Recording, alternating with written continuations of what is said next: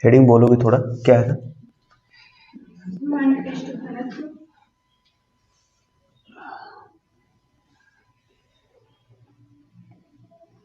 समान पृष्ठ घनत्व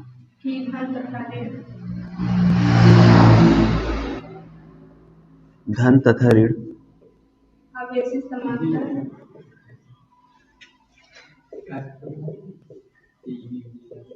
आवेशित समांतर अचालक प्लेटों के बीच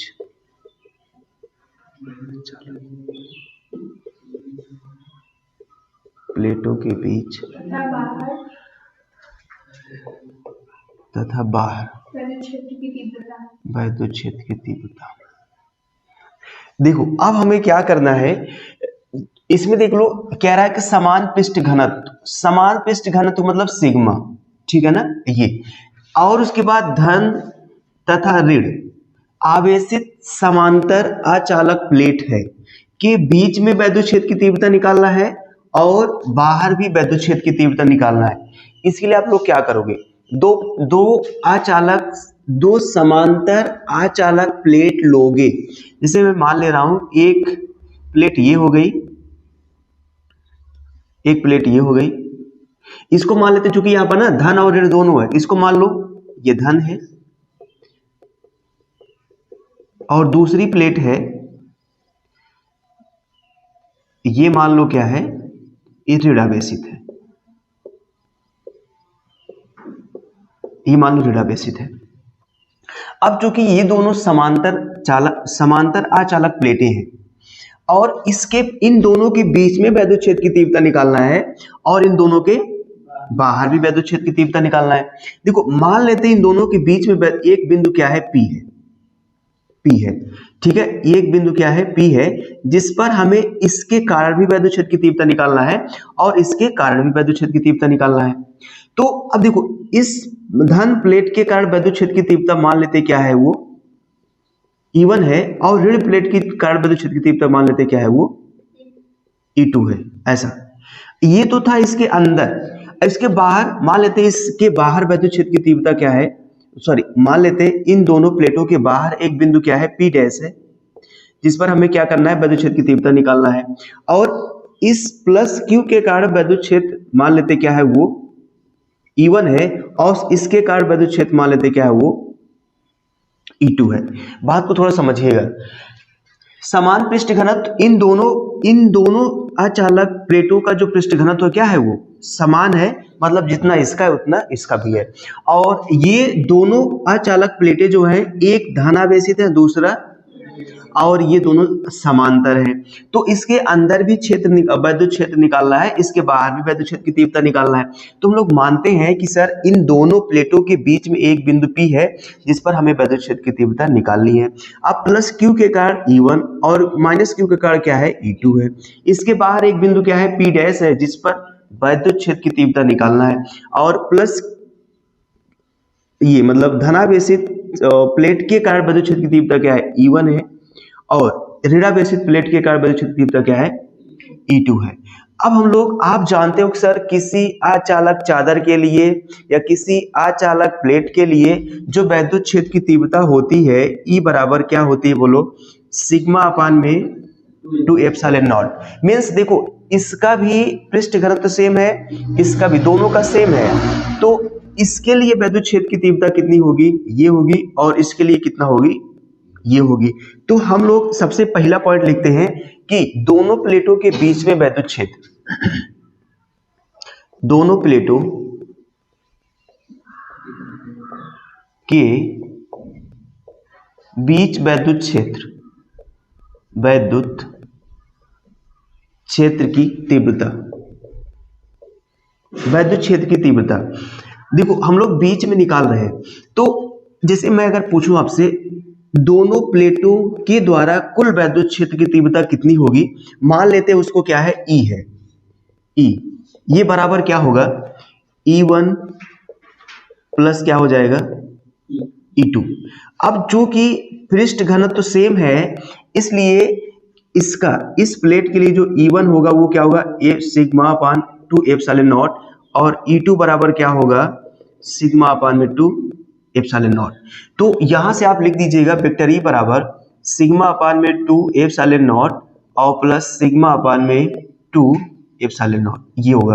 तो वेक्टर ई इक्वल टू, ये देखो दोनों समान है, तो ये होगा 2 एप्सिलॉन नॉट, ऊपर से होगा सिग्मा, एक सिग्मा, हाँ एक सिग्मा कितना होगा 2 सिग्मा, 2 से 2 कट जाएगा, तो वेक्टर ई बराबर, हाँ सिग्मा अपान में क्या आ जाएगा एप्सिलॉन नॉट। मतलब अगर दोनों प्लेटों के बीच में आप वैद्युत क्षेत्र निकालते हो तो कितना आएगा, सिग्मा अपान में एप्सिलॉन नॉट। दूसरा, दोनों प्लेटों के बीच, दोनों प्लेटों के बाहर, दोनों प्लेटों के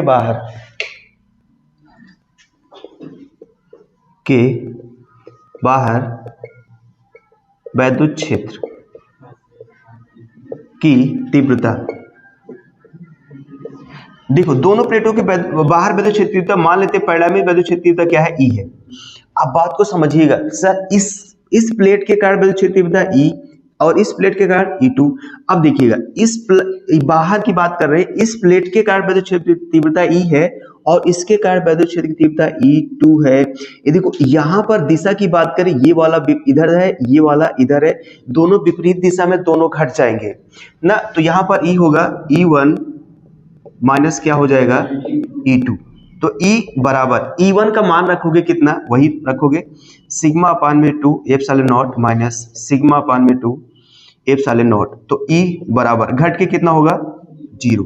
मीन्स आप ऐसा कह सकते हो सर, दोनों प्लेटों के बीच में जो वैद्युत क्षेत्र की तीव्रता होगी वो सिग्मा अपान में एप्सिलॉन नॉट होगी, लेकिन दोनों प्लेटों के बाहर जो वैद्युत क्षेत्र की तीव्रता होगी वो कितना होगी, 0 होगी। ठीक है ना, लिखो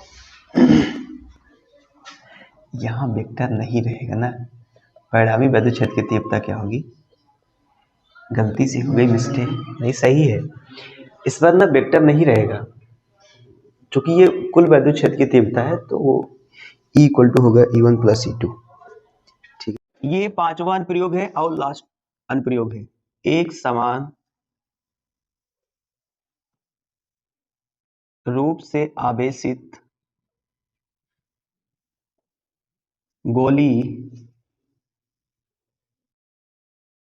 कोश के कारण वैद्युत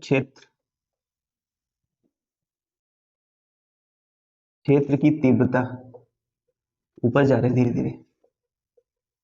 देखो पहले आप समझो गोली कोश क्या होता है। गोली कोश जानते हो सर? जानते तो नहीं है, आप बताएंगे तो हम जान लेंगे। गेंदा देखियो, गेंदा, गेंदे को आप बीच से बराबर 2 भागों में काट दीजिए, ऊपर वाला नीचे वाला, तो आपका एक भाग जो बचेगा ना वो आपका क्या होगा, गोली कोश होगा। गोला और गोली कोश में अंतर होता है। गोली कोश देखो कुछ इस तरह से होता है, गोली कोश की कुछ ना कुछ मोटाई भी होती है, लेकिन गोले की कुछ मोटाई नहीं होती। गोला मतलब गोल, वो सर्कल की तरह होता है। गोली कोश समझ गए कि नहीं समझे? मतलब एक बॉल ले लीजिए, उसको काट दीजिए, जिसकी कुछ ना कुछ थोड़ा बहुत मोटाई, थिकनेस होगी। ये मान लो ये एक भाग हो गया। देखो आप जब देखते होंगे ना तो गोली कोश कुछ इस तरह से बना होता है। ओ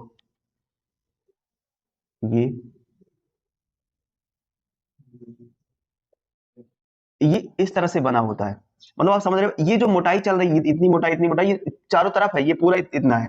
ऐसा नहीं है सिर्फ ये पतला है, ये बीच में आगे मोटा है, ऐसा नहीं है। गोली कोश जब किसी गोले को काट कर 2 भागों में बांट देते हैं, 2 बराबर भागों में बांट देते हैं, तो उसका जो एक भाग बचता है उसे हम लोग गोली कोश कहते हैं। तो यहाँ पर हम लोग एक गोली कोश की कल्पना करेंगे, एक गोली कोश बनाएंगे, एक गोली कोश बना दिए, ये मान लो एक गोली कोश हो गया।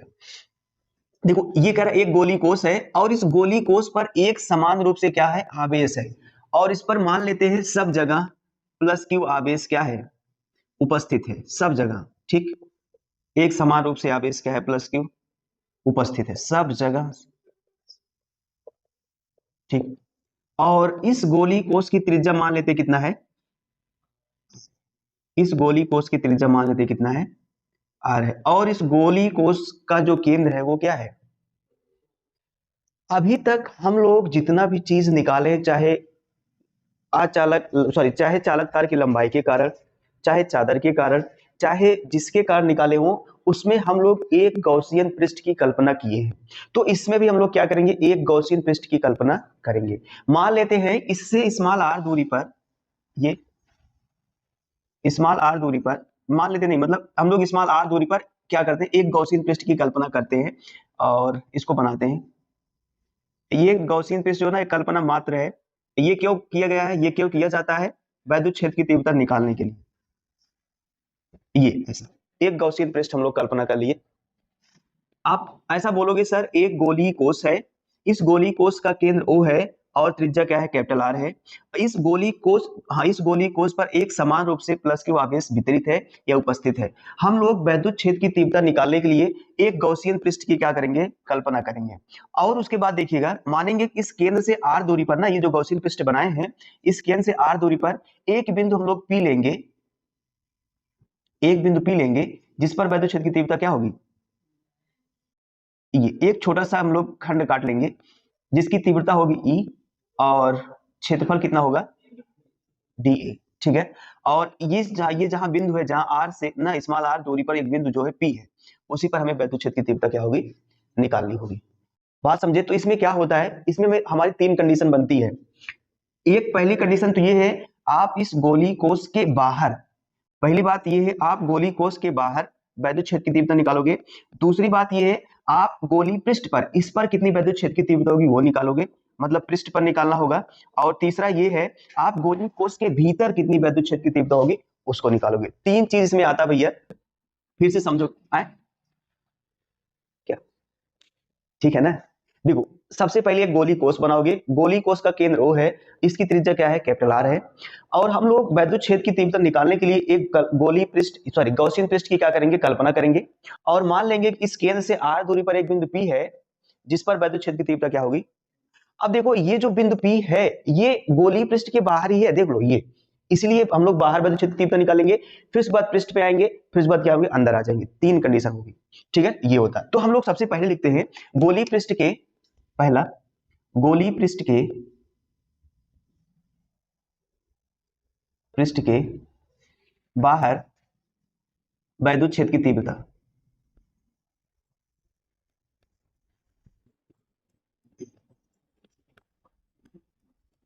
गोलीय पृष्ठ के बाहर हम लोग निकालते हैं, दूसरा पृष्ठ पर, तीसरा अंदर। अब देखो बाहर के लिए हम लोग क्या किए हैं, O से R दूरी पर एक बिंदु P लिए हैं जिसका क्षेत्रफल P लिए हैं, और हम लोग एक छोटा सा खंड DA काटे हैं और इसको इससे वैद्युत क्षेत्र तीव्रता कितनी है। तो हम लोग मानेंगे इस DA से गुजरने वाला संपूर्ण वैद्युत फ्लक्स, लिख देते वही क्षेत्रफल DA से गुजरने वाला वैद्युत फ्लक्स, वैद्युत फ्लक्स को हम लोग लिखते हैं डी फाई ई। क्योंकि क्षेत्रफल बहुत छोटा है इसलिए हमारा फ्लक्स भी बहुत कम होगा, मतलब वैद्युत बल रेखाएं भी बहुत कम गुजरेगी। ये होता है vector E dot vector A. सारी कहानियां पहले जैसी रहेंगी, कुछ भी चेंज नहीं होगा। मैं इसको यहां से लिख रहा हूं, ये होगा D phi E equal to E D A cos theta. और आप जान रहे हो थीटा, यहां पर थीटा बराबर 0 डिग्री लेंगे तो ई हो जाएगा डी ए कॉस 0 का मान क्या होगा, एक। तो ये डी फाई इक्वल टू कितना मिलेगा, ईडीए मिलेगा। सब कुछ पहले जैसा है। अब हम लोग कुल वैद्युत फ्लक्स निकालने के लिए क्या करते हैं, कुल वैद्युत फ्लक्स, कुल वैद्युत फ्लक्स के लिए क्या करेंगे, हम लोग समाकलन कर देंगे D phi E equal to integration D. अब क्या करेंगे, इसका क्या होगा, देखो इसका होगा क्या, फाई ई बराबर, और ई बाहर आएगा, यहां पर आप निकालोगे डी ए। अब इसका समाकलन ए के सापेक्ष हो रहा है, मीन्स आपको ए का क्षेत्रफल लिखना, मत क्षेत्रफल किसका लिखना, गोली कोष का, गोले का क्षेत्रफल लिखना है। अब थोड़ा सा ध्यान दोगे, यहां पर दो दो त्रिज्या है, एक त्रिज्या ये भी है, एक त्रिज्या ये भी है। हम अभी जो बात कर रहे हैं वो गॉसियन पृष्ठ की बात कर रहे हैं, मतलब इस त्रिज्या की बात कर रहे हैं, ठीक है। तो आप इसकी त्रिज्या लिखोगे, कंफ्यूज नहीं होना है, नहीं पता लगा सर इसकी त्रिज्या लिखे कि ये वाली त्रिज्या लिखे। तो इस चूंकि हम लोग गॉसियन पृष्ठ की बात कर रहे हैं इसलिए आप इसकी त्रिज्या लिखोगे। तो यहां पर मैं गोले का क्षेत्रफल लिख रहा हूं, गोले का क्षेत्रफल कितना होता है, 4 पाई आर स्क्वायर, स्मॉल आर लिखा गया है। अब देखिएगा क्या हुआ, पाई आर स्क्वायर में गोले का क्षेत्र होता है 4 पाई आर स्क्वायर। यहां पर हमें क्या करना है, इसका यहां पर रख दो, गॉस के नियम से, गॉस के नियम से गॉस के नियम से क्या होता है,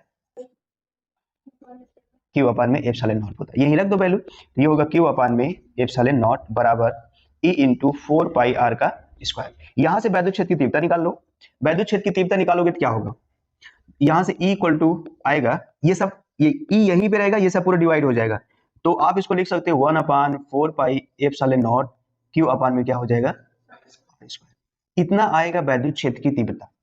ठीक है, ये तो है गोलीय पृष्ठ के बाहर, ये है बाहर वैद्युत क्षेत्र की तीव्रता। अब हम लोग कहां बात करेंगे, पृष्ठ पर, पृष्ठ के अंदर। अब हम लोग पृष्ठ पर निकालते हैं, दूसरी बात करते हैं पृष्ठ पर या गोलीय पृष्ठ पर, गोलीय कोश के पृष्ठ पर वैद्युत क्षेत्र की तीव्रता ये निकालेंगे। अब देखो, अब हम लोग पृष्ठ की बात कर रहे हैं। अच्छा एक बार एक कंडीशन इसमें और निकाल दें, थोड़ा सा आगे, क्योंकि ये गोलीय पृष्ठ है, इसका मान लेते जो पृष्ठीय आवेश घनत्व है वो क्या है, सिग्मा है। थोड़ा सा बढ़ाते हैं आगे, यदि आवेश का पृष्ठीय घनत्व सिग्मा हो तो आप जानते हो सिग्मा बराबर क्या होता है, क्यू अपान में ये होता है। यहां से क्यू का मान निकालो, और क्यू का मान निकालोगे तो क्या सिग्मा इंटू क्या होगा, ए। देखो, यदि आवेश का पृष्ठीय घनत्व सिग्मा हो, आवेश का पृष्ठीय घनत्व सिग्मा मतलब ये एक गॉसियन पृष्ठ है, ये इसका पृष्ठ घनत्व तो नहीं लेना, इस पर मान लेते इसका पृष्ठ घनत्व सिग्मा है, अगर इसका पृष्ठ घनत्व सिग्मा होगा तो इसी पृष्ठ का क्षेत्रफल लेंगे, इसका इस पृष्ठ का क्षेत्रफल लोगे तो हो जाएगा 4 पाई कैपिटल आर का स्क्वायर। बात को अब थोड़ा समझिएगा, यहां पर जो घनत्व है ये कल्पना मात्र पृष्ठ है, इसलिए इसका कोई घनत्व नहीं होगा, लेकिन अगर इस पृष्ठ का घनत्व लेंगे, क्योंकि ये गोली है, गोली को इसका पृष्ठ घनत्व मानते सिग्मा है, तो सिग्मा और इसका क्षेत्रफल निकालोगे तो 4 पाई आर का स्क्वायर होगा, क्योंकि इस पृष्ठ का त्रिज्या कितनी है,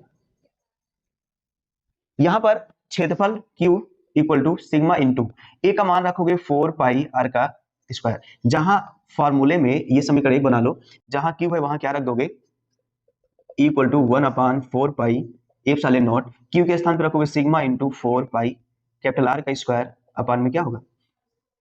अब देखो 4 पाई से 4 पाई कैंसिल हो जाएगा और कुछ कटेगा, तो E इक्वल टू आएगा सिग्मा अपान में epsilon not into capital R का स्क्वायर स्मॉल आर का स्क्वायर, ये होगा, ये भी वैद्युत क्षेत्र की तीव्रता है, इसको समीकरण नंबर 2 मान लो।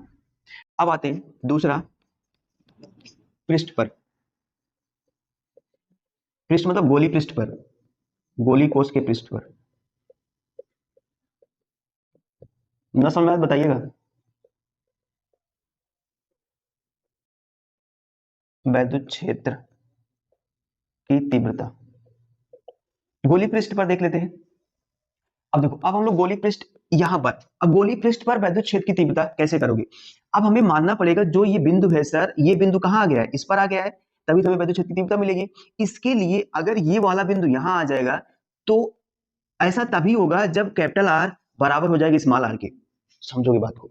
देखो, ये इस बिंदु को हम लोग, ये बिंदु यहां पर तभी आएगा जब ये कैपिटल आर स्मॉल आर दोनों क्या हो जाएंगे, बराबर हो जाएंगे। तो इसके लिए हम लोग लिखते हैं गोली कोश के पृष्ठ पर वैद्युत क्षेत्र की तीव्रता के लिए जो कैपिटल आर है वो बराबर होना चाहिए स्मॉल आर के, या आप ऐसा लिख दो जो स्मॉल आर है वो बराबर होना चाहिए किसके, कैपिटल आर के।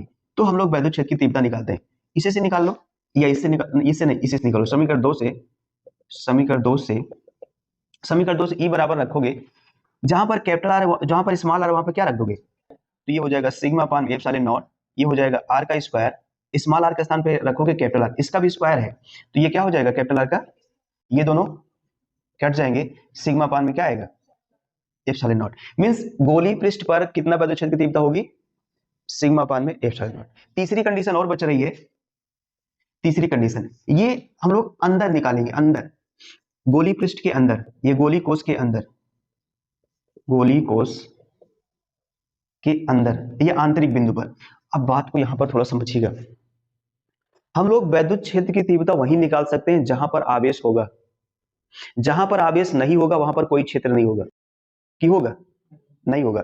तो देखो अंदर आवेश है, अंदर कोई आवेश नहीं है, इसलिए यहां पर आवेश का मान क्या होगा, 0 होगा, क्योंकि लिख दीजिएगा गोली कोश के अंदर, गोली कोश के अंदर, अंदर कोई आवेश नहीं है, कोई आवेश नहीं है, इसलिए इसलिए वैद्युत क्षेत्र की तीव्रता E बराबर क्या होगा, 0 होगा। या कोई आवेश नहीं है, या कैसे, अगर कोई आवेश नहीं तो आवेश का मान क्या है, शून्य है। आप दिखा दीजिएगा समीकरण 1 से, समीकरण 1 से क्या होगा, E बराबर 1/4 pi epsilon not into Q का मान क्या रख दोगे, 0, अपान में क्या होगा आर स्क्वायर, तो ये भाग करोगे 0 होगा, गुणा करोगे क्या होगा 0, मींस E बराबर क्या आएगा। चाहे आप ऐसे समझ लो सर कोई आवेश नहीं है इसलिए E बराबर डायरेक्ट 0 हो जाएगा, या आप मान लो कोई आवेश नहीं है इसलिए Q बराबर 0 होगा। अगर Q बराबर 0 होगा तो विद्युत तीव्रता क्या होगी, 0 हो जाएगी। तो यहां तक ये बातें थी, हमने तीनों कंडीशन आपको समझाया, और आप आराम से फिगर बनाओ।